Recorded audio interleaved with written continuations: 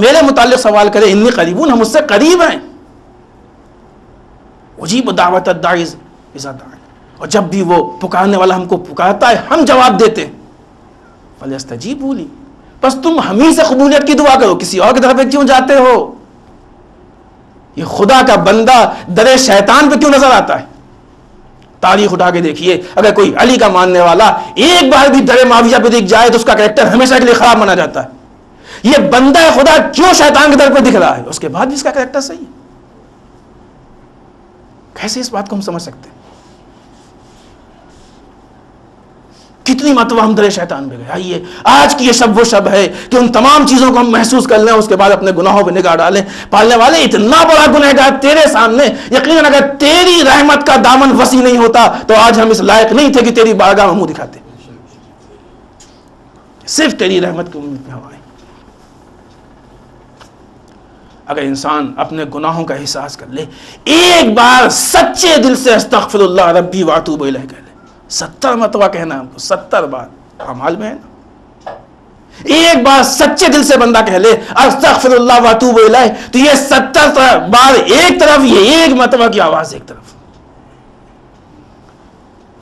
ماہ مبارک رمضان کے لیے، روزے داروں کی جزا کے لیے روایات میں ہے کہ جو سب سے چھوٹی جزا دی جائے گی وہ یہ کہ آخر ماہ رمضان میں فرشتے آواز دیں گے کہ روزے دار اب تک کے تیرے سارے گناہ معاف کر دیے گئے، لیکن اب یہ سوچ کہ آگے کیسے زندگی گزارنی ہے۔ یہ استغفار کسی بیوقوف بنانے والی چیز کا نام نہیں ہے۔ استغفار کا مطلب یہی ہے کہ پالنے والے اب تک معاف کر دے، اب اس کے علاوہ کچھ نہیں ہوگا۔ تو دونوں چیزیں، ایک طرف سے گناہوں کا احساس، گناہوں کے لیے انسان احساس کرے پالنے والے کتنے گنہگار بندے ہیں، اس لائق نہیں تھے کہ تیری بارگاہ میں منہ دکھاتے، لیکن چونکہ تو نے حکم دیا ہے کہ انی قریبن اجیب دعوت الداعی، جب بھی ہمارا بندہ پکارتا ہے ہم جواب دیتے ہیں، چونکہ تو نے وعدہ کیا ہے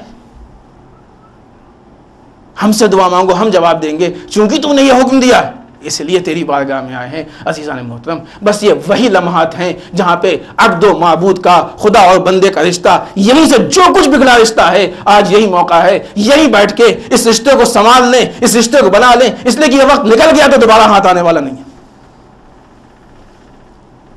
یہ وقت اگر ہاتھ سے چلا گیا تو اب نہیں ملنے والا ہے۔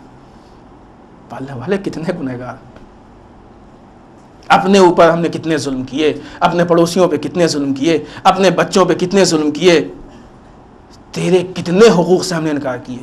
دعائے کمیل پڑھیے، گناہوں کی قسمیں، وہ گناہ جو عبادتوں میں، وہ گناہ جو ہماری دعاؤں میں مانے ہوتے ہیں، وہ گناہ جو رحمت کے نزول میں رکاوٹ بنتے ہیں، ان سارے گناہوں کو بخش دے اس وعدے کے ساتھ کہ اب ایسی غلطی نہیں ہوگی۔ اگر آج کی اس رات میں اس رشتے کو مضبوط کر کے ہم اٹھے، اس رشتے کو بنا کے اٹھے، تو یقین مانیے کہ پوری رات کا محصل ہے، اور پوری زندگی کی کمائی ایک طرف اور اس رات کی یہ تنہا ایک جملے کی کمائی ایک طرف۔ پالنے والے اب وعدہ کرتے ہیں، اب تک ہم نے جو کچھ کیا وہ عبادت کے نام پہ کیا، لیکن اب جو کریں گے تیری عبادت کریں گے۔ اس لیے کہ جیسے تیسے نماز کا پڑھنا یہ عبادت کے نام پہ نماز کا انجام دینا ہے، لیکن واقعی بارگاہ خدا بندی میں نماز کا پڑھنا یہ واقعی عبادت ہے۔ بہانے ڈھونڈ کے اپنی ذمہ داریوں کو فراموش کر کے مسجد میں بیٹھ کے منہ چھپانا یہ شکل اور رسم عبادت ہے، اور اپنی ذمہ داری کو محسوس کر کے اسلام کے دفاع میں آ جانا یہ واقعی عبادت ہے۔ پالنے والے ایک طرف سے تجھ سے ہم معافی چاہتے ہیں، دوسری طرف سے دعا مانگتے ہیں کہ پالنے والے توفیق عنایت کر کہ حق کے راستے ہمارے لیے کھل جائیں۔ مولا کی مشاہدت دیکھیے، مسئلہ اس کا نہیں ہے کہ تلوار علی کی دشمن پہ چلے یا دشمن کی تلوار علی پہ چلے، مسئلہ اس کا ہے کہ کون سا کام خدا کے لیے، وہ بھی خدا کے لیے تھا، یہ بھی خدا کے لیے ہے۔ جب ضرورت پڑی تو علی نے تلوار چلا کے بتایا، لیکن جب ضرورت پڑی تو وہی علی تلوار کو نیام میں رکھے اور ظلم کو دیکھ رہا۔ اسلام کیا چاہتا ہے، ضرورت اسلام کیا ہے؟ آج ہم بھی یہ دیکھیں کہ ضرورت اسلام کیا ہے۔ اس رشتے کو جتنا مضبوط کرنے. عزیزان محترم، یہ رات ہم اس رات میں کوشش کر رہے ہیں کہ اس رشتے کو کتنا مضبوط کر لیں. اور ایک اور ذات تھی جو اس رات میں یہ دیکھ رہی تھی کہ یہ مضبوط رشتہ کتنا قربت میں تبدیل ہوتا جا رہا ہے. یقیناً اگر ہم کو احساس ہو گیا تو ہم کو چین نہیں ہوگا، بے چینی ہوگی. کیسے ہم اپنے گناہوں کو خدا کی بارگاہ میں بخشوا لیں، کیونکہ کل کو ہمیں پلٹ کے خدا کی بارگاہ میں جانا ہے کہ نہیں. لیکن جس کو یہ یقین ہو کہ اب کچھ دیر بعد بارگاہ خداوندی میں جانا ہے، وہ کیسے چین سے بیٹھ سکتا ہے. تاریخ لکھتی ہے کہ کچھ شبوں سے مولا کا دستور تھا کہ ایک دن امام حسن کے گھر میں مہمان، ایک دن امام حسین کے گھر میں مہمان، ایک دن جناب زینب کے گھر میں مہمان. آج کی شب اپنی بیٹی ام کلثوم کے گھر میں مہمان. اور ہر تھوڑی دیر پہ صحن خانہ میں آتے، آسمان کی طرف نگاہ ڈالتے. معلوم ہے علی کیوں بار بار آ رہے ہیں؟ یہ بے چینی کس چیز کی ہے؟ جب کوئی اپنے عاشق یا اپنے معشوق سے ملنا چاہتا ہے تو ایک ایک لمحہ کاٹنا اس کے لیے مشکل ہوتا ہے. علی کی وہ رات ہے کہ جس وقت علی اپنے عاشق اپنے معشوق کے نزدیک جانا چاہتے ہیں. یہ کیسا وقت ہے جو گزر نہیں رہا ہے. بارگاہ خداوندی میں جانے کی جلدی ہے.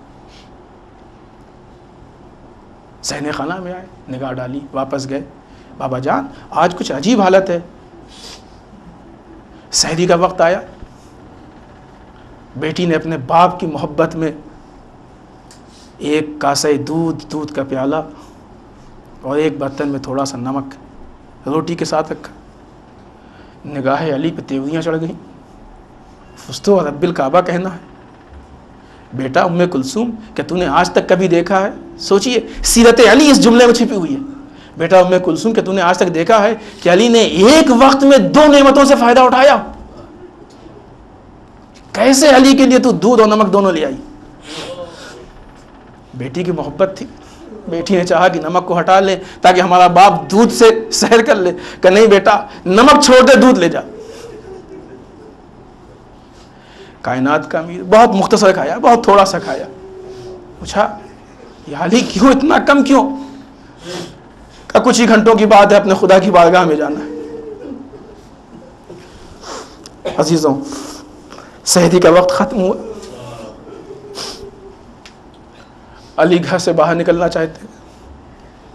تاریخ لکھتی ہے کہ کچھ مرغابیاں پلی تھیں.